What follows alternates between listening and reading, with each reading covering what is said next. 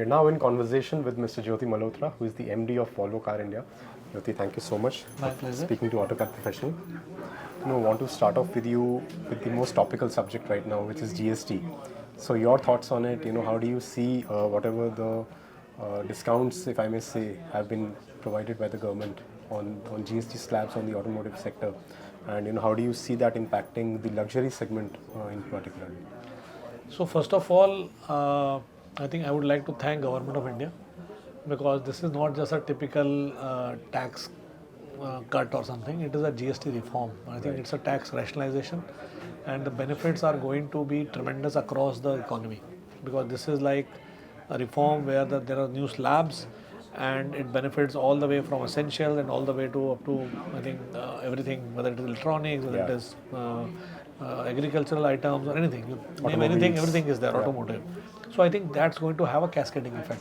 But let's first talk about step by step. I think for short term, this gets implemented from 22nd of September, which is the day festival season really starts in India. It's coming out at the right time in a very auspicious way, and we are already seeing since although in the early days people were holding back, waiting what exactly is coming. So there was a hold up. But I think after the GST Council meeting, people have started to make up their mind. The queries have come up, and I think they will start taking deliveries 22nd, 23rd onwards as the festive season starts. So I think we see this festive season to be very promising now. Earlier, I think last few months were a little, I think, a bit challenging, I would say, for the whole industry. But I think this brings a lot of cheer. That is one. But I think what is even more heartening is on two fronts. One, on electric cars, government has very clearly shown their resolve that they continue to support electrification, and with the 5% duty tax being maintained, I think that's a very clear signal, which is very welcome step. On everything else, they have almost given a benefit of almost up to 10%. As a company, what we have done, we have passed on the benefit completely to the consumer. Not only that, we have added a festive offer on top of it, and we are calling it as a double festive delight. So for a customer, this is the right time. I can say for my Volvo customers, the best time to buy. They get the GST benefit completely passed on to them. They get the festive offer on top of it, and I think you understand it. We import our kits and then we assemble them here in India, and the way the rupee versus dollars or rupee versus forex is changing, I think it's a matter of time before that pressure impacts the input cost. And hence I think this is the best time for anyone to buy. It's really, that's why we are calling it a double festive delight. This is the time to materialize your ambition and buy safest Volvo cars that we offer, XC60, XC90. And then to add to that, let me tell you, EX30 the EX30 is coming around the corner. We will very soon announce the prices of that car, and although the deliveries may start a bit after Diwali, but so if your customers or your viewers are planning to buy EV, I would ask and urge them to wait and maybe book this one, and then I'm sure fulfill their EV luxury ambition as well very soon.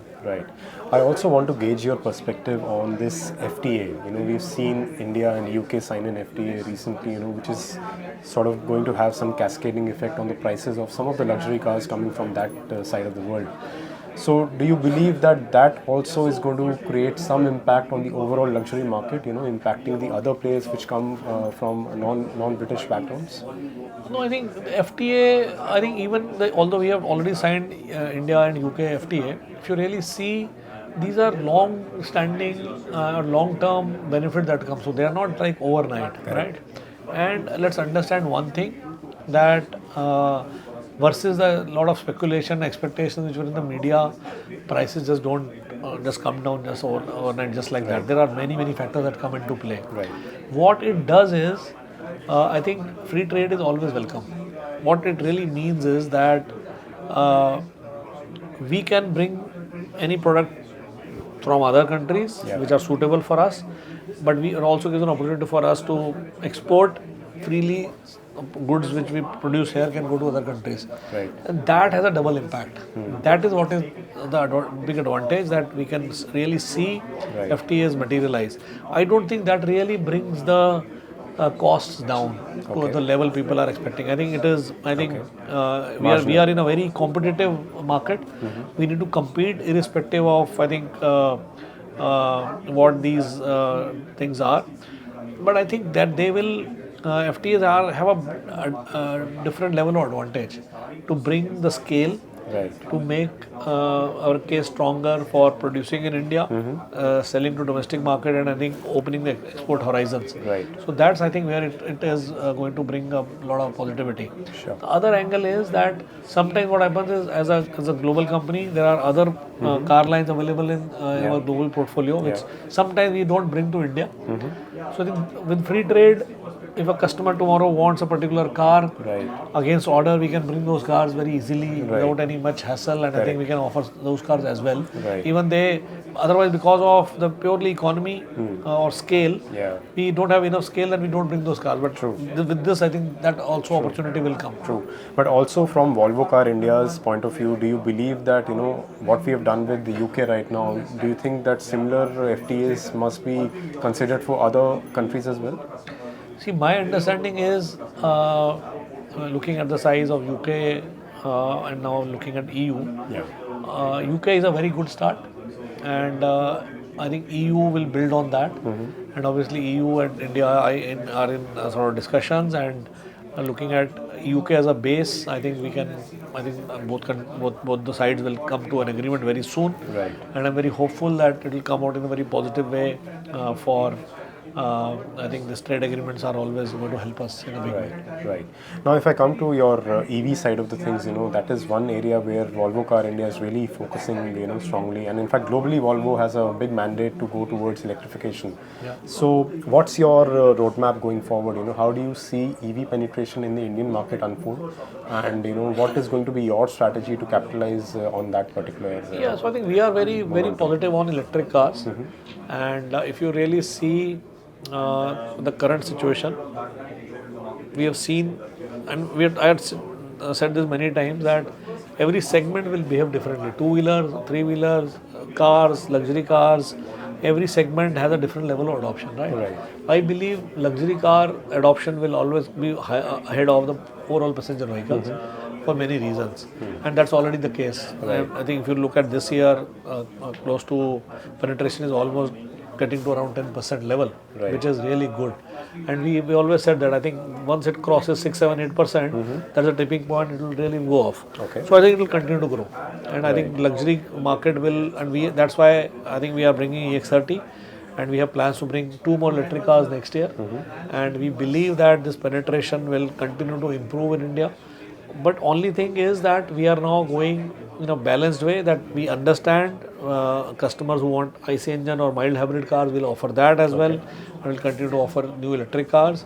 And I think at one point of time we were saying, okay, by 2030 we will become full electric car company. We have fine-tuned that.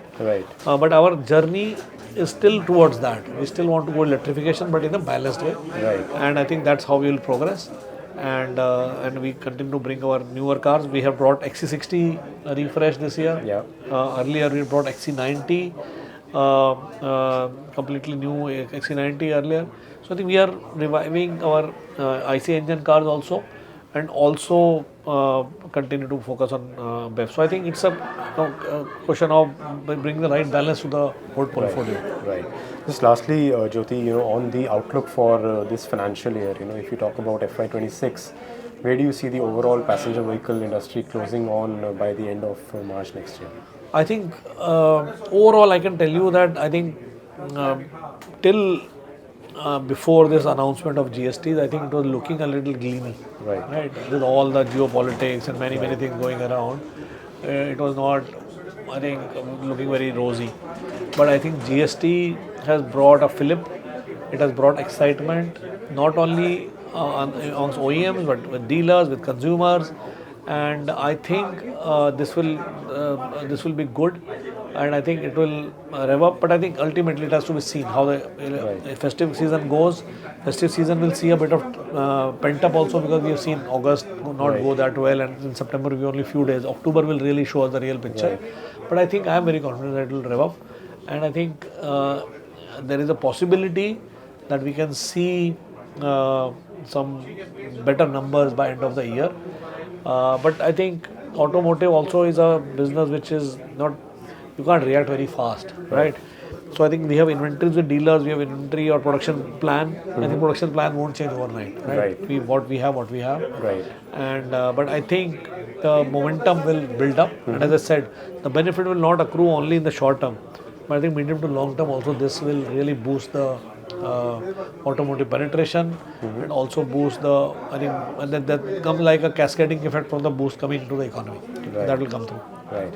Jyoti Malhotra, thank you for your illuminating insights. Wish My you all the pleasure. best for your future plans. Thank you so much. Thank you. Bye bye.